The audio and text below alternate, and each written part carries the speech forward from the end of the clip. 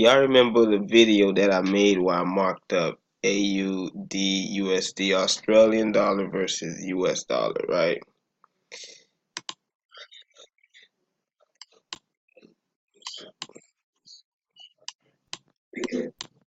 This is the yeah, and I marked it right here,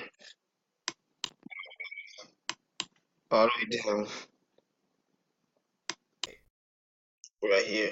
Alright, so let's pause this. This is what happened here. It shot all the way down. You see how much money you would have got by just being patient, following the analysis. See, the reason why I did that is because this was a trend right here, up, down, up, down, up, down. It broke here, and from here it was a done deal. This is why I actually entered the trade, and I set multiple um stop or sell stops. I set multiple sell stops, so I knew it was gonna go all the way down. I actually got out like down here because I know after a while it's gonna pull back up to retest. It's gonna retest this bar right here. So it's gonna pull back up. So I'm gonna wait for it to get another high before I go back in if I see everything being set up correctly. But as you see, bottom, top, bottom, top, bottom, top, and then it failed to break this high, but it did cross the trend line and it created a new low right here and a new high right here, and it just started going down.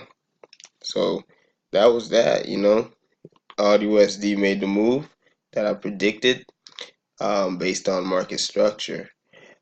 So you guys, yeah, the follow the instructions, follow the steps, follow the notes.